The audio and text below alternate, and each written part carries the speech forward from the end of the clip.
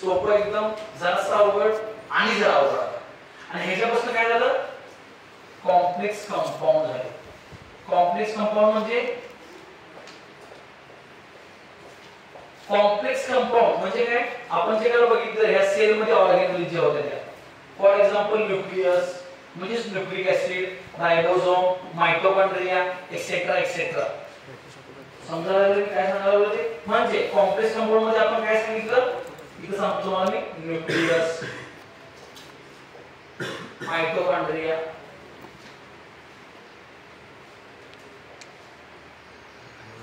Okay. हे complex compound एकत्र येऊन काय तयार झाली, आपली असलेली सेल. कळालं लागले मला. Simple element compound organic and inorganic substance complex compound cell. कळत सेल कशी तयार झाली. सुरुवातीच्या काळात पृथ्वीवर फक्त असं H O सिंपल एलिमेंट होते. हे सिंपल एलिमेंट सगळे एकत्र यायला लागले आणि काय झालं, कंपाऊंड. समजलं, जसे की H2O आहे, त्यानंतर CO2 आहे, NH4 असे वेगवेगळे थोडक्यात कंपाऊंड याचा अर्थ दोघंजण एकत्र आले. कळलं. एलिमेंट म्हणजे सिंगल आहे, सिंगल म्हणजे लग्न झालं. ओके. त्यानंतर काय झालं, ऑर्गॅनिक अँड इनऑर्गॅनिक सबस्टन्स म्हणजे ह्याच्यामध्ये काय झालं, ह्याच्यामध्ये कार्बन ऍड होत गेला एकेकामध्ये. कळलं. कार्बन ऍड झालं त्याला आपण म्हणलो ऑर्गॅनिक सबस्टन्स. एक काय झाले, कार्बन ऍड झालं नाही तर मोठे झाले, 2 मध्ये 4 झाले होते. आपण फॉर एक्झाम्पल म्हणूया कार्बोहायड्रेट घेऊया तिथं, तर कार्बोहायड्रेट ऑर्गॅनिक मध्ये येते. म्हणजे जर फॉर्म्युला काय बघा, C6H12O6 असा फॉर्म्युला आहे. ग्लुकोज म्हणजे कार्बोहायड्रेट असते. ओके. कार्बोहायड्रेटचं उदाहरण ग्लुकोज आहे. सुगत नाही, झोपेमध्ये आलो होतं, सुगत नाही काय. तर हे ग्लुकोज आहे. आता इथे बघा तुम्ही, इथं सिंगल होता, इथं कसं आला, ट्रिपल म्हणजे मोठा होत चाललाय. काय लागले, म्हणजे पृथ्वीवर पहिल्यांदा असे एकटे राहणार होते, मग डबल राहणारे आले, मग ट्रिपल राहणारे आले. मग ह्याच्यापासून काय झालं, जसे की सेल वॉल आपण घेऊया. ही सेल वॉल जी आहे, ही सेल वॉल कशापासून तयार असते बघा, ही लिपोप्रोटीन असते. काय असते, लिपोप्रोटीन म्हणजे लिपिड आणि प्रोटीन ह्याच्यापासून तयार झाले. मग असं लक्षात घ्या की लिपिड 3 पदार्थांपासून तयार झालाय, प्रोटीन 3 पदार्थांपासून तयार, म्हणजे हे 6 पदार्थांपासून तयार झाला. समजलं. पहिल्यांदा 1 2 3 6 समजलं काय, वाढत चालले. यालाच आपण काय म्हणतो, इव्होल्यूशन, ग्रॅज्युअल चेंज. समजायला लागले. आता एकदा हे सेल वॉल तयार झाली, मायटोकॉन्ड्रिया तयार झाली, सगळं झालं. मग काय झालं बघा, ही सेल वॉल तयार झाली. ओके. मग न्यूक्लियस पण तयार झाला, मग रायबोसोम तयार झाले, त्यानंतर मायटोकॉन्ड्रिया तयार झाले, व्हॅक्यूल तयार झाले, ओके, लायसोसोम तयार झाले, एक्सेट्रा एक्सेट्रा. मग हे सगळे पदार्थ तयार झाले म्हणजे कोण तयार झालं, सेल तयार झाली. आता ही सेल कशी आहे, युनिसेल्युलर म्हणजे एक पेशी आहे. अमीबा, पॅरामाशियम याच्यामध्ये असेल. कुठली मावशी, पॅरामावशी. समजलं ना. मग आता काय झालं, एक पेशी आले, आता पुढची स्टेज येणार, मल्टी सेल्युलर येणार. फॉर एक्झाम्पल आपण म्हणा की सेल पासून काय तयार होते, टिश्यू पासून ऑर्गन पासून सिस्टीम पासून बॉडी. असं ना. म्हणजे असे सेल एकत्र यायला लागले. थोडक्यात मी सेल म्हणलो, इथं सेल मध्ये कंसात देतो युनिसेल्युलर. ओके. आता हे युनिसेल्युलरचे काय झाले, मल्टी सेल्युलर झाले.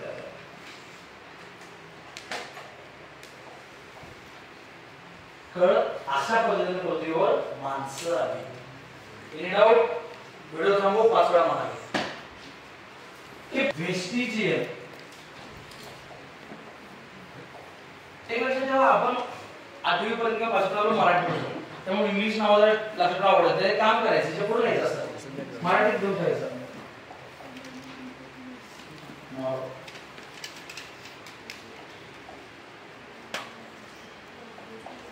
ओके. असं लिहून ठेवायचं म्हणजे ते सोपं. मॉर्फोलॉजिकल, एनाटॉमिकल, वेस्टिजियल, समजलं? हा पॅलेंटोलॉजिकल स्पेलिंग बोल. P A L A E O N T O yellow pale ontological. Okay असं कोड करायचे. Vestigial, anatomical, okay morphological. फोड जेव्हा करतोय तेव्हा सोपं जातं. समजायला लागले? मग फोड करत करत करत पाठ करायचं. हा त्यानंतर काय झालं एम्ब्रॉयडरीची क्लास असतो. Connecting links.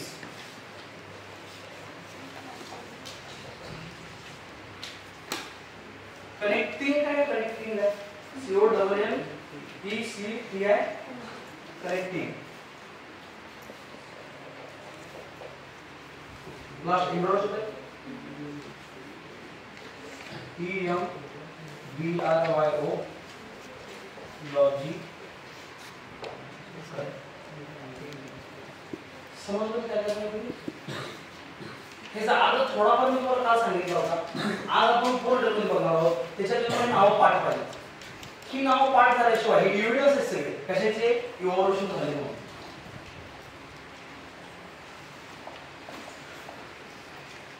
इव्हॉल्युशन झाल्याचे एव्हिडन्सेस आहेत.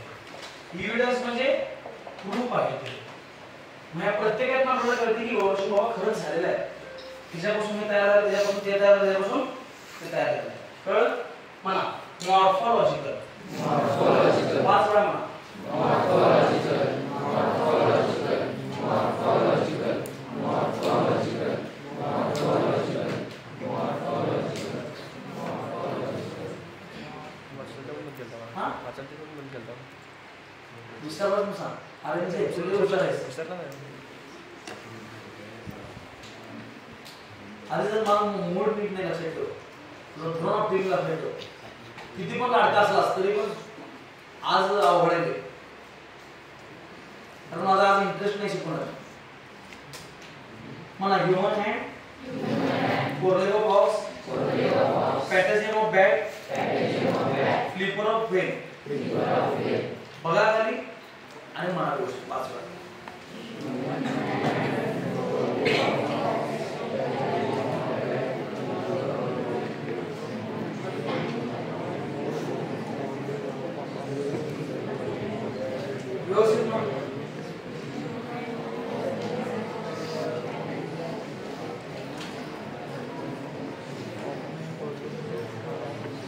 त्या ठिकाणी बेंद्रे असते किंवा पोरांचे कोण असते की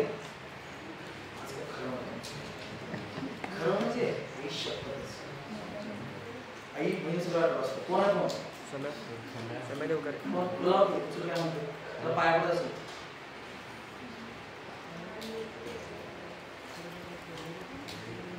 म्हणजे कशामध्ये सिमिलरिटी नाही पहिला पाठ करायचं. कशामध्ये सिमिलरिटी उलट पाहिजे. सिमिलरिटी कशात हे पहिला पाठ करायचं. खालचं वाक्य पहिला पाठ करायचे. Similarity present between the structure of bone and joint of the organ. Okay? समजले? लय हळू चालू मी. समजायला लागले? काय बोलतो तुम्ही? काल आलं होतं ना आलं तसं कोण म्हणे? जे काल आलं ते आज पण आलं. ठीक आहे.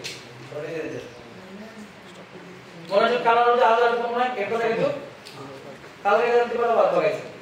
तुला आज कॉन्सन्ट्रेशन काय होणार माहिती काय? तू काल म्हणतोस. आणि काय लक्षात ठेवा आपण जेव्हा एक दिवस येणार फॉर एक्झाम्पल ही आज आली नसती. आजचं पण चुकलं असतं. उद्या ही आली. उद्याचं पण समजत नाही. कारण ते माहित नसतं काय झालं. त्यामुळे कधी तुम्ही चुकवला तर लगेच त्या दिवशी आपल्या मैत्रिणीला आपल्या मित्राला फोन विचारायला आज काय काय झालंय बाबा. ते आपलंच काम आहे. तर थोडंफार तू सांगेल. सगळं सांगणार नाही. थोडं सांगते का ते मग आपल्याला प्रॉपर समजेल. ते काल पूर्ण सांगण्यात आलं नाही. झोपला झोपून चालणार नाही. सगळे जाणार जेव्हा अरे आंघोळ करून नक्की पाटील नाही आला पहिले कुठे टाकला असं नाही. समजायला लागले. मी ह्याच्यापेक्षा स्लो घेऊ शकत नाही. पुढं वेस्टेज लोकांना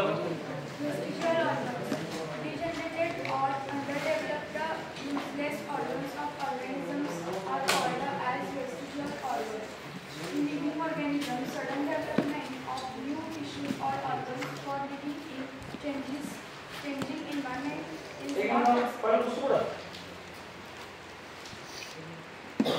समजलं नाही तर दोघाले काय ना दोघांचं काय की ना बरोबर असं करून तुला काय वाटते ज्यावेळी मी सांगतो ते व्हायला पाहिजे नंतर समजलं माझी त्यामुळे माझी जबाबदारी नाही ती तुझी जबाबदारी आहे आज आम्हाला उद्या घ्यायला लागणार आहे आणि दोन काही घेते इंग्लिश आणि मराठी साईडला अभ्यास करायचं समजते आपण काय आपल्या घरावर काही केलं विमान दिलं नाही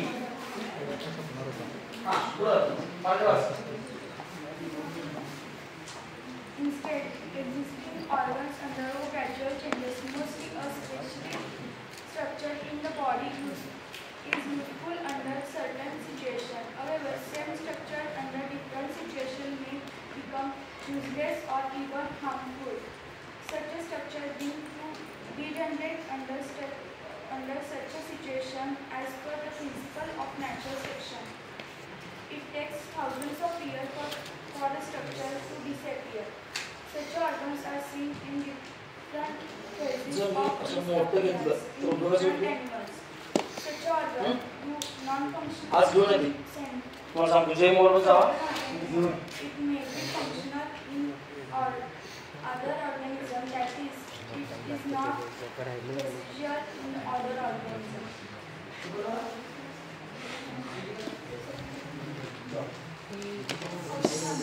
सजीवांमध्ये ह्रास पावलेल्या किंवा अपूर्ण वाढ झालेल्या निरुपयोगी इंद्रियांना अथवा अंगांना अवशेषांक म्हणतात. बदलणाऱ्या किंवा भिन्न पर्यावरणात जगण्यासाठी सजीवात अचानक नवी अंगे किंवा इंद्रिये उत्पन्न होऊ शकत नाहीत, तर अस्तित्वात असलेल्या इंद्रियात क्रमाक्रमाने बदल घडून येतात. बहुतांशी एका विशिष्ट परिस्थितीत शरीरातील एखादी रचना उपयुक्त असते, परंतु भिन्न परिस्थितीत ती निरुपयोगी किंवा हानिकारक ठरते. अशा परिस्थितीत नैसर्गिक निवडीच्या प्रक्रियेने अशी इंद्रिये नाहीशी होण्याच्या मार्गाला लागतात. एखादे निरुपयोगी इंद्रिय नाहीसे होण्यासाठी हजारो वर्षे लागतात.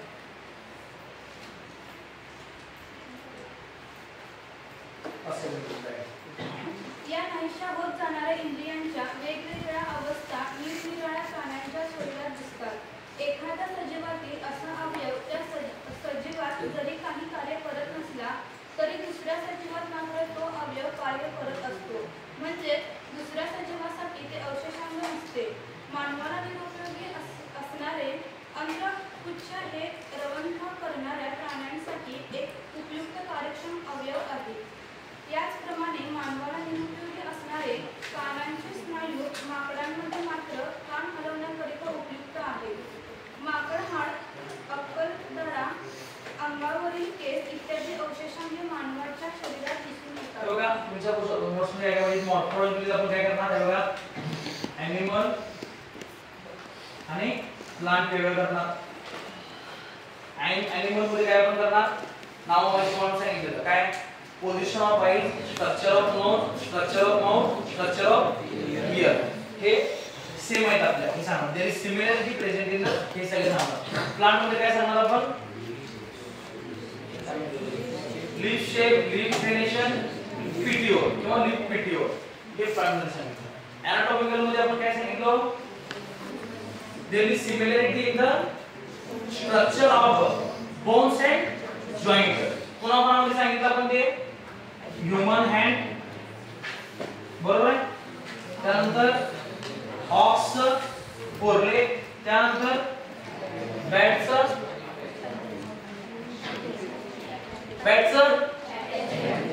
पॅटेजियम म्हणजे तुम्हाला लक्षात ठेवा पॅटेजियम म्हणजे काय म्हणून ओके मग लक्षात राहते. आणि लास्ट व्हेल मासा. व्हेल मासाचं काय फ्लिपर फ्लिप करणं फ्लिपर ओके. पाणी साईडला गेलं असते फ्लिपर असतं. आपण म्हणतो बघा पाणी स्वीप करायचे स्वीपर, पाणी फ्लिप करायचे ढकलायचे फ्लिपर ओके. तर ते लक्षात ठेवलं. आता आपण वेस्टिजियल मध्ये आलो. जरा केलं लक्षात ठेवायला मग आपण पुढे प्रत्येक वेळी वाक्य लक्षात ठेवणार आहे. आता आपण वेस्टिजियल ऑर्गन. पहिलं वेस्टिजियल ऑर्गनची डेफिनेशन बघूया. वेस्टिजियल ऑर्गनची डेफिनेशन पहिलं वाक्य काय सांगितलं बघा डीजनरेटेड. जनरेशन म्हणजे तयार होणे, डिजनरेटेड म्हणजे नष्ट होत आलेला. तर फॉर एक्झाम्पल एखाद्या झाडाला पालवी फुटल्या त्याला आपण म्हणणार जनरेशन ऑफ पीटीओर. एखाद्या झाडाची पालवी निघून चालल्या डिजनरेशन ऑफ पीटीओर. कळलं? ज्या ज्यावेळी डी शब्द लागतोय त्याचा अर्थ नष्ट होणे, त्याचा अर्थ खराब होणे. कळलं? मग डिजनरेट काय म्हणजे डिजनरेटेड म्हणजे नष्ट, जवळपास नष्ट होत आलेला. ओके, पुढे और अंडर डेव्हलप्ड. अंडर म्हणजे खाली, अंडर म्हणजे कमी, डेव्हलपमेंट म्हणजे काय? डेव्हलपमेंट चांगलं होणं. डेव्हलपमेंट म्हणजे विकसित होते. अंडर डेव्हलपमेंट म्हणजे अविकसित, म्हणजे त्याचा विकास झालेला नाही असं म्हणजे बारकावे आहे. कळलं? अंडर डेव्हलप्ड और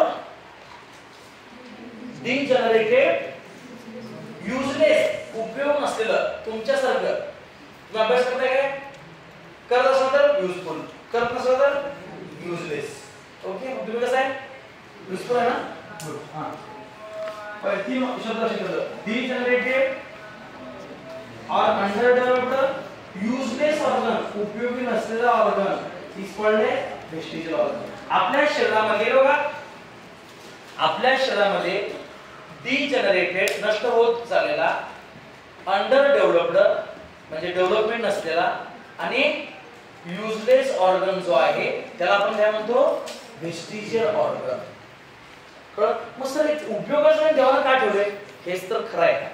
आपल्यामध्ये उपयोगाचं नाही, गायीमध्ये उपयोगाचं आहे म्हणजे आपण हळूहळू एकत्र होतो. आपल्यामध्ये आहे याचा अर्थ कुठं उपयोगाचं होतं ते. जसं आपण म्हणतोय बघा, मेंदूला गंज चढेल. तुमचा अभ्यास कर आपल्याला सांगतात नाही तर मेंदूला काय होईल? गंज चढेल. म्हणजे काय? वेस्टेज होणार. जसं आपण अभ्यासच केला नाही तर आपल्या मेंदूची बुद्धी कमी होत्या, अंडर डेव्हलप्ड, युजलेस होते ते. आणि एकाला असते बघा, आता हुशारीचे दोन मार्ग आहेत. हुशारी म्हणजे एक जण काय असतात बाय बोर्ड हुशार असतात, एकदा वाचले की मेंदूमध्ये. एक जण असतात बघा त्याला पहिला मार्क लय कमी असतात, मध्ये झापतीशी मार्क वाढतात. असं बघितलं तुम्ही? 5वी 6वीला 50% असतात किंवा 10वीला 60% असतात. मी बघितलं पोराशी. आणि मी शिकवलं, अभ्यास करायला हुशार झाली, 12वीला डॉक्टर होतात. त्याचं कारण काय? मग त्यांच्या मेंदूला त्यांनी चालना दिली. कुठल्या आपल्या शरीरातला कुठला पण ऑर्गन असतो असा त्याला जास्त काम देतोय तो पुढे जातोय. जसं की तुम्हाला आता एकदा तुम्ही काहीतरी वाचलाय, वाचायला तुम्हाला किती वेळ लागलाय?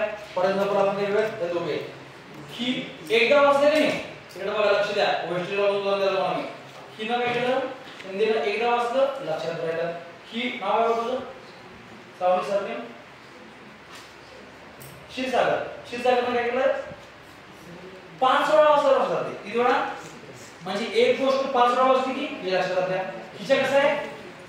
एकदा वाचलं नाही. हे म्हणा राहू दे, एकदा वाचलं लक्षात राहते. नंतर बघू एकचं हळूहळू 2 वर गेलं.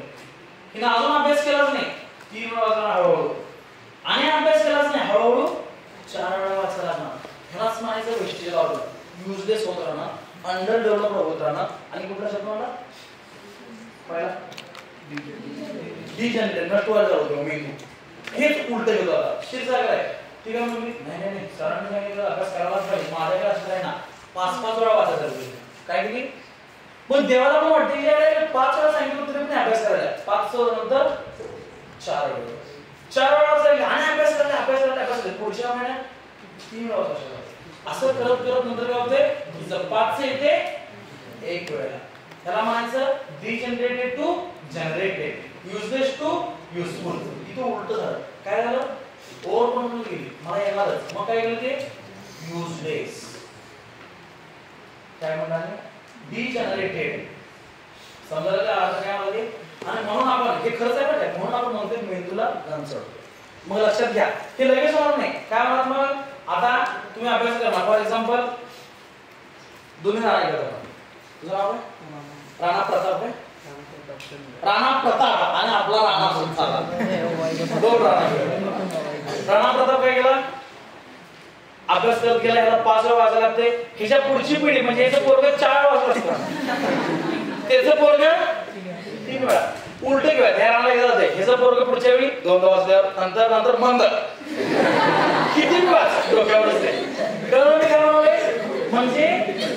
लक्षात घ्या फॉर एक्झाम्पल जीन्स ट्रान्सफर होतात आता हे हुशार झाला तो काय झाला हुशार झाला पुढच्या पिढीमध्ये आपण पुढची पिढी हुशार होते म्हणजे ते पहिल्या वर्षात लक्ष राहणार त्यामुळे तुम्ही अभ्यास करा तुमची पोरं हुशार होतील मग काय लागले हुशार आहे का नाही आपल्या हातात नाही खरं हुशार व्हायचं का नाही आपल्या हातात आहे काय काय म्हणलो मी काल मला नवीपर्यंत येत नव्हतं जोड सोडून द्या आता अभ्यास करा आपल्याकडे भरपूर वेळ आहे एक एक शब्द मागं राहणार समजते तुमच्यामध्ये भरपूर हुशार आहेत मागं 1 2 3 ह्यातली बऱ्यापैकी सगळी कमी अभ्यासाला असणार आहेत तुम्ही अभ्यास करा नॉलेज गिव्स यू करेज अभ्यासच धाडस वाटते समजा जेवढं तुमच्या कन्सेप्ट क्लिअर होतील कुठल्या पण तेवढं आपलं सॉल्व्हिंग मार्क असेल कळत ब्रेन लॉजिकल होत जातं कशाला पण कारण शोधत जातं कळत आणि कारण शोधलं की नीटला मार्क सांगतो हे का जोपर्यंत कारण होणार नाही नसतं जोपर्यंत अभ्यास करायचा ओके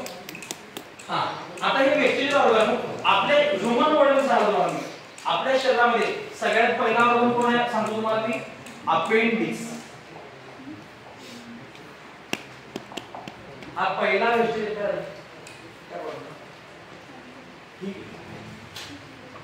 अपेंडिक्स पहिला वेस्टेज ऑर्गन आहे कळत दुसरा वेस्टेज काय सांगितलं बघा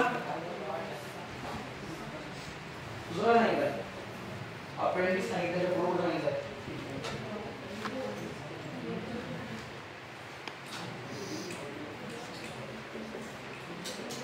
इयर पिना म्हणजे की इयर पिना मोमेंट ऑफ इयर पिना मागडाचं कान हलतंय असं आपलं कान हलत नाही दाखव काढून जाते तू मागडाच म्हणून एकत्र खाऊ शकते प्रॅक्टिस झाला ठीक आहे इयर पिना तिसरं काय उदाहरण हां तेल कोण किंवा कॉशिक दिलं असं तेल बोन म्हणजे शेपटाची माकड हात ओके चौथं विसरम पीठ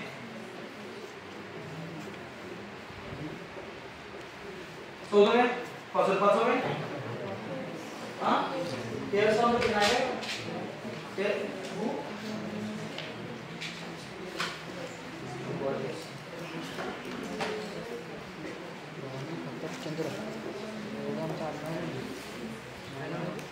फॉर एक्झाम्पल सांगतो मी तुमच्या अंगावर भरपूर केस आहेत बरोबर आहे एकदम दाट जंगल आहे चालू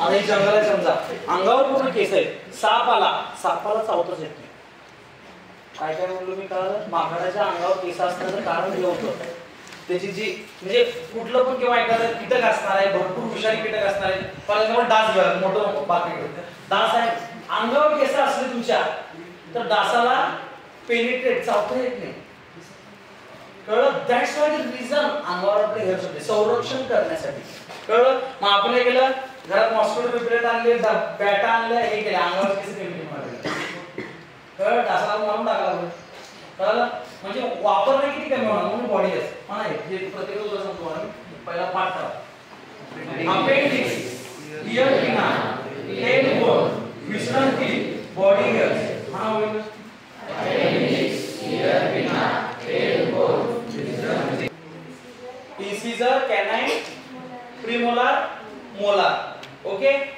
मग विश्राम काय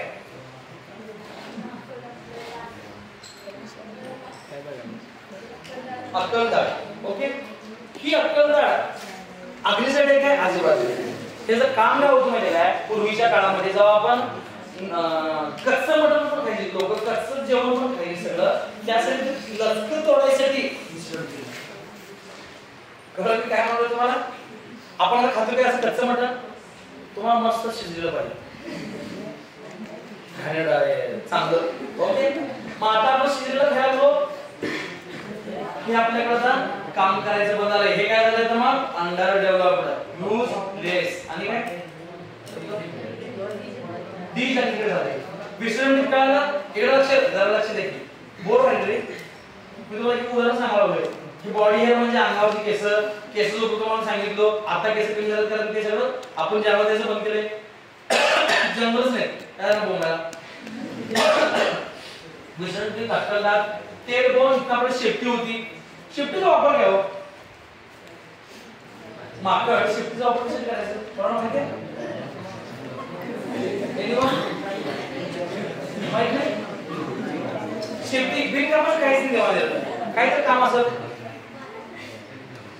झाडावर चढत असताना बॅलन्स व्हायला पाहिजे ना आपला, तर हा बॅलन्स कानामुळे आणि शेपटीमुळे होत असतोय. कशामुळे? कानामुळे आणि शेपटीमुळे बॅलन्स व्हायचं. मग आता माकडं झाडावर बनवलं, झाडावर नुसतं. आता आपण झाडावर नाही का? मग आपण झाड पूर्ण चढतोय कुठं पण अजिबात नाही. त्यामुळे काय झालं? मग शेपटी जरा जरा जरा बारकी बारकी होत बंद, कारण आपण आता राहायला लागलो कुठं पण, झाड राहायचं बंद केलं आपण, समजलं? त्यामुळे काय झालं की ते शेपटी जात फक्त इथं गोल राहते. ओके. त्यानंतर इयर पिना, हे इयर पिना हिची मूवमेंट पण महत्त्वाची असते बॅलन्सिंग मध्ये. दोन्हीचा पण उपयोग सेम आहे काय? तेलचा पण आणि कानाचा पण बॅलन्स करण्यासाठी कुठं पण चढताना. पण आता आपण शिडी वापरणार आहे, काय वापरणार आहे, झाड चढतो का आपण? अजिबात नाही. त्यामुळे दोघं पण बारकी बारकी बारकी होत, किंवा हिची मूवमेंट बंद झाली, इयर पिनाची मूवमेंट बंद झाली, तेल पूर्ण गेली, फक्त हाडच झाले. आणि अपेंडिक्स तुम्हाला काय सांगितलं आहे? लक्षात आहे? अपेंडिक्सचा उपयोग होता सेल्युलोज डायजेशन, म्हणजे आपण जे हिरव्या वनस्पती वगैरे खातो हे सेल्युलोज असते, हे पचवायसाठी देवाने अपेंडिक्स नावाचा अवयव दिलाय. मग आता आपण काय केलं? अन्न शिजवून खायला चालू केलं, शिजवण्यातच हे सेल्युलोज बारीक बारीक होते. मग तोंडाचं काम झालं, मग अपेंडिक्सचं काय काम आहे? काय हळूहळू ते बारीक होत गेलं. सेम सगळ्यात जास्त मोठं हे अपेंडिक्स असते, कोणामध्ये? हरणात असते, कारण हरण फक्त गवत खाते. कळलं? हत्तीचं पण मोठं नसते जेवढं हरणात असते. काय काय म्हणून कळालं? सेल्युलोज तोडण्यासाठी अपेंडिक्सचा उपयोग होता. आपण सेल्युलोज भांड्यामध्ये शिजवायला लागलोय, त्यामुळे ते हे झालं. आपण कच्चं मटण खायचं बंद केलंय, म्हणून ती झालं. झाडं झाडाचं बंद केलंय, हे पण झालं. झाडं बंद केलंय, हे पण हे झालं. अन्न शिजवून खायला चालू केले, त्यामुळे हे बारीक झालं. समजलं काय काय ते? त्यामुळे हे सगळे ऑर्गन आपल्या शरीरामध्ये आहेत, खरं बिनकामाचे, अंडर डेव्हलप. आणि तीन शब्द विचारले जातात: युजलेस, अंडर डेव्हलप आणि डिजनरेटेड. म्हणा degenerated, under develop, useless organ,